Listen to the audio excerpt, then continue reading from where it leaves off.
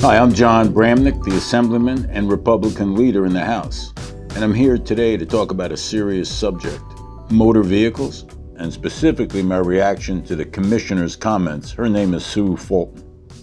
We were closed for almost 4 months. During that time, we had to figure out how we were going to make up all that volume and do it without triggering a COVID outbreak. She never figured it out. We have people waiting 6-7 hours outside of motor vehicles. So obviously they failed. So they never figured anything out, except how to keep people waiting. Now, on reopening day, that didn't work out.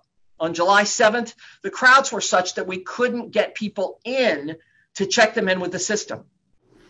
Reopening day didn't work out. That's the understatement of the century. It was a disaster, and it continues to be a disaster. We do still have long lines in the morning, but don't believe everything you read on Facebook.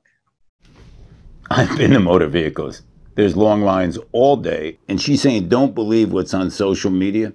I would tell you that social media is probably more efficient than Department of Motor Vehicles. On average, if you arrived on a weekday at 8 a.m. when we opened, you would have gotten turned away at Newark, South Plainfield, and Wayne. At 36 other locations, you would get your work done that day. How early you need to arrive varies by agency. Here are the facts. You arrive at 8 a.m. at motor vehicles, and you will not get served. You got to get there like 4 in the morning. Take my word for it. I was there. We strongly encourage customers to avoid in-person visits on Saturday if at all possible. Saturday remains an issue.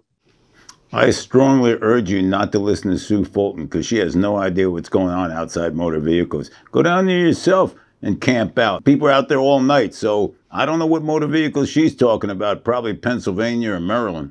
We do still have long lines before we open, but one problem we have is that people are sharing on social media what the line looks like before we open, and they're sharing what time the first person got in line. So Sue Fulton is saying, don't stand on line. Just show up at 10 o'clock in the morning.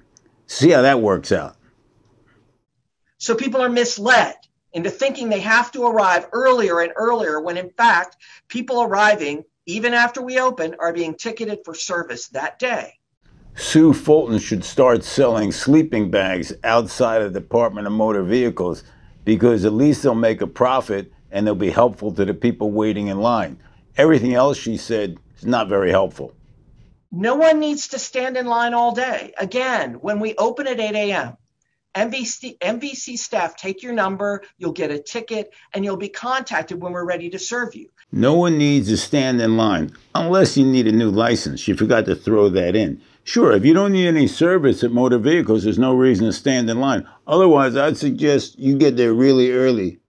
And myth number 3, as the governor has said, lines outside are not necessarily a sign of dysfunction inside. We just can't cram 100 or 200 people inside an agency like we used to. Myth number 6, motor vehicles knows what they're doing. Here's myth number 7. Sue Fulton has actually spent time at motor vehicles. So all she has to do is go down to motor vehicles and she'll see everything she's saying wrong, ridiculous. So once again, she's wrong. Social media is correct.